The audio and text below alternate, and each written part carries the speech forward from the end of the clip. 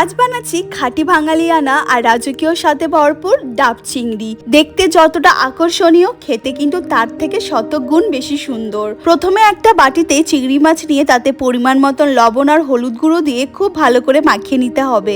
এবার কড়াইতে কিছুটা সর্ষের তেল গরম করে চিংড়ি মাছগুলো হালকা ভেজে নেব।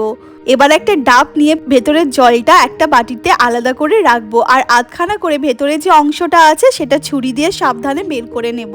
এটাই কিন্তু গ্রেভিতে আসল ম্যাজিক আনবে। এখন একটা মিক্সচার বলে নেব হলুদ সর্ষে, কালো সর্ষে, অল্প পোস্ত দানা, ডাবের ভেতরের অংশটা, এক টুকরো আদা, দুটো কাঁচা লঙ্কা এবং লবণ। এবার জলটা দিয়ে তুলে রাখা ডাবের জলটা দিয়ে এটার একটা স্মুথ পেস্ট বানিয়ে নিতে হবে।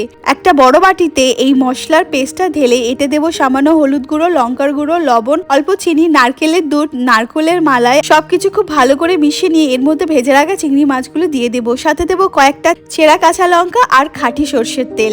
ব্যাস, আমাদের চিংড়ির মিক্সচারটা একদম রেডি। এবার সেই খালি ডাবের ভেতরে মশলা মাখানো চিংড়ি মাছগুলো একে একে পুড়ে দেব।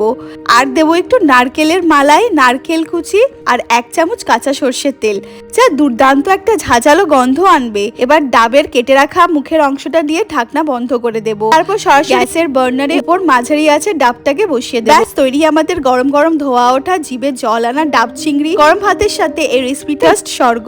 রেসিপিটা কেমন লাগলো জানিও। দেখা হচ্ছে পরের ব্লগে। বাই।